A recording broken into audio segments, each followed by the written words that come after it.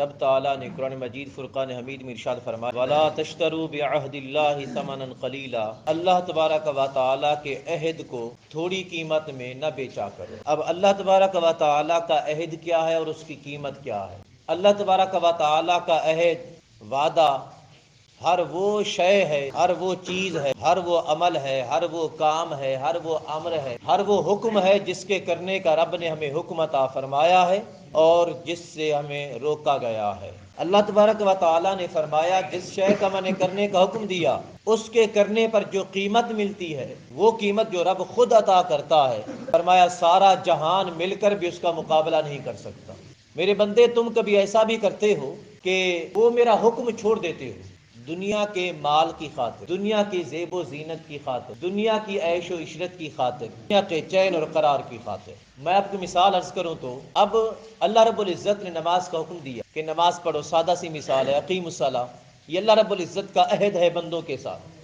نماز پڑھو گے تو اس کے بدلے میں جنت عطا کروں گا، نماز پڑھو گے تو اس کے بدلے میں اپنا دیدار عطا کروں گا۔ یہ آقا کا فرمان ہے نا، الصلاۃ معراج المومنین، کہ نماز مومن کی معراج ہے۔ یہ معراج ہے کیا؟ آپ جانتے ہیں رب تعالیٰ نے اپنے حبیب کو معراج میں اپنا دیدار کرایا تھا، اور اس حدیث پاک کے حوالے سے اگر دیکھا جائے تو رب تعالیٰ کا یہ جو فرمان ہے کہ نماز پڑھو، اور پھر آقا کا فرمان ہے نماز پڑھنے والا رب تعالیٰ کی معراج میں ہے، تو مطلب یہ ہے کہ رب تعالیٰ نماز پڑھنے والے کو کل قیامت کے دن بغیر حجاب کے اپنا دیدار عطا فرمائے گا، اپنا دیدار عطا فرمائے گا۔ یہ رب تعالیٰ کا عہد ہے، اور یہ عہد اگر ہم نماز چھوڑ کر کوئی دوسرا کام کرتے ہیں، 1000 روپے والا، کوئی 2000 روپے والا جس میں ہمیں فائدہ ملنے والا ہو، اگرچہ لاکھوں کا فائدہ ملنے والا، اگر ہم نے نماز چھوڑ کر وہ کام کیا، اللہ تعالیٰ کی پکار آتی ہے بندے میرا وعدہ بیچ کر دنیا کما نہ کما، یہ جو کچھ بھی ہے نا، فرمایا یہ تھوڑی قیمت ہے،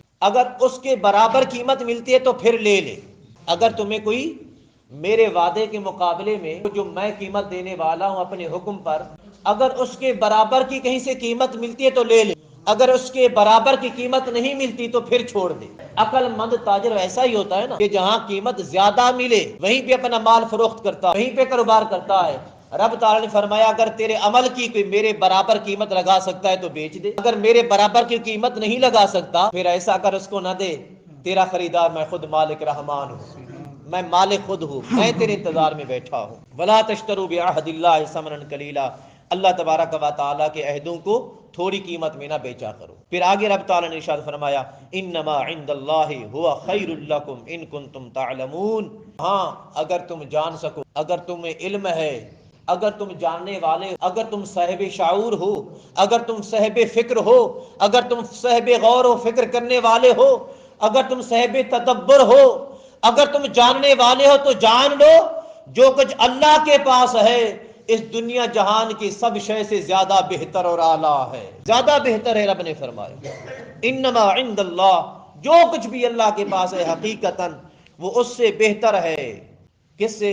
دنیا سے اور دنیا کے سارے ساز و سامان سے۔ اور پھر آگے رب تعالیٰ نے فرمایا ما عندکم ینفد، اے میرے بندو جو کچھ تمہارے پاس ہے جہان کا سب کچھ اللہ رب العزت کے بغیر، ینفد وہ سارے کا سارا تھوڑا ہے، وہ ختم ہو جانے والا ہے، وہ کم ہے، زیادہ کیا ہے؟ فرمایا وما عند اللہ باق، جو کچھ اللہ کے پاس ہے وہ ہمیشہ رہنے والا ہے۔ اب ذرا غور کیجئے، ایک وہ کچھ ہے جو کچھ تمہارے پاس ہے، اور ایک وہ کچھ ہے جو اللہ کے پاس ہے۔ اللہ نے فرمایا جو کچھ تمہارے پاس ہے وہ فنا ہونے والا اور تھوڑا ہے، اور جو کچھ میرے پاس ہے وہ زیادہ ہے اور ہمیشہ رہنے والا ہے۔ عقل مند انسان کس شے کو چنے گا؟ اس کچھ کو جو تھوڑا ہے اور ختم ہونے والا ہے، یا پھر اس کچھ کو جو زیادہ ہے اور ہمیشہ رہنے والا ہے؟ اور اللہ رب العزت نے آگے فرمایا وَلَنَجْزِيَنَّ الَّذِينَ صَبَرُوا أَجْرَهُمْ بِأَحْسَنِ مَا كَانُوا يَعْمَلُونَ، صبر کرنے والوں کو ان کا بہترین بدلہ عطا کریں گے، اور ایسا بدلہ ہوگا جس کے بارے میں وہ جانتے نہیں ہوں گے۔ اب جانتے نہیں ہوں گے کا مطلب جانتے ہیں آپ؟ اس کا مطلب یہ ہے کہ اگر کوئی شے انسان کے سننے والے، اگر کوئی شے ہو، آواز ہو، کان سے گزرے گا جان جاتا ہے۔ علم اسی شے کا نام ہے نا، علم 5 چیزوں سے حاصل ہوتا ہے نا، خواص خمسہ جسے آپ کہتے ہیں۔ تو اگر سننے والی کوئی چیز ہے، کان سے گزرتی ہے تو سمجھ جاتے ہیں کہ فلاں شے انسان کے علم میں آ جاتی ہے، کوئی شے آنکھ سے گزرتی ہے تو انسان سمجھ جاتا ہے کہ فلاں چیز ہے، علم ہے، آ گیا آنکھ سے، اور کوئی شے انسان کے زبان پہ آتی ہے، چکھتا ہے، کھانے کی کوئی شے ہو تو اس کے ٹیسٹ سے، اس کے ذائقے سے پتہ چل جاتا ہے، اس کا علم آ جاتا ہے، اور کوئی چیز ایسی ہو تو جو سونگھنے کی ہوتی ہے، ناک سے گزرتی ہے تو پتہ چل جاتا ہے، اس کا علم بھی آ جاتا ہے، کچھ چیزیں ایسی ہیں جو چھونے سے پتہ چلتا ہے، جب بندہ ان کو ٹچ کرتا ہے، چھوتا ہے تو پتہ چلتا ہے ان کے علم کا یہ سخت ہے، نرم ہے۔ یہ 5 چیزیں ہیں جن کو حواس خمسہ کہتے ہیں ہم لوگ، علم آنے کی چیزیں۔ رب تعالیٰ نے فرمایا جو کچھ میں اسے بدلہ عطا کروں گا، دنیا کے کم ملنے پر صبر کرنے والوں وہ اس بدلے کے بارے میں جانتے بھی نہیں ہوں گے۔ مولا کیسا بدلہ ہوگا؟ فرمایا ایسا بدلہ ہوگا جس کے بارے میں کبھی تمہارے کانوں نے سنا بھی نہیں ہوگا، ایسا بدلہ ہوگا جس کو تمہاری آنکھیں نے کبھی دیکھا بھی نہیں ہوگا، ایسا بدلہ ہوگا اگر اس کی خوشبو دیکھیں تو کبھی تم نے سونگی بھی نہیں ہوگی اس کے برابر کی خوشبو۔ فرمایا اگر ایسا بدلہ دیکھے، ایسا رزق عطا کروں گا کھانے کے لیے، اس کا ذائقہ کبھی تمہاری زبانوں نے چکھا بھی نہیں ہوگا، اور ایسا حسن عطا کروں گا، اور ایسا جمال عطا کروں گا، اور ایسی نرم اور ملائم چیزیں عطا کروں گا جس کو کبھی تم نے چھوا بھی نہیں ہوگا، وہ ایسی چیزیں ہوں گی فرمایا۔ اور آقا علیہ الصلوۃ والتسلیم کا فرمان بھی شاہد ہے، گواہ ہے۔ آقا نے فرمایا جنت میں رب تعالیٰ نے ایسی نعمتیں تیار کر رکھی ہیں ان کے بارے میں ہم سوچ نہیں سکتے، ہم سمجھ نہیں سکتے، ان کے بارے میں کبھی ہمارے کانوں نے سنا نہیں ہے، ہماری آنکھوں نے کبھی دیکھا تک نہیں، وہ ایسی نعمتیں ہیں یارو۔ اس دنیا کو ہمیشہ کے لیے نہ سمجھو، یہ ختم ہونے والی اور تھوڑی ہے۔ آقا علیہ الصلوۃ والتسلیم سے صحابہ کرام پوچھتے تھے نا کہ آقا دنیا اور آخرت کا مقابلہ کیا ہے؟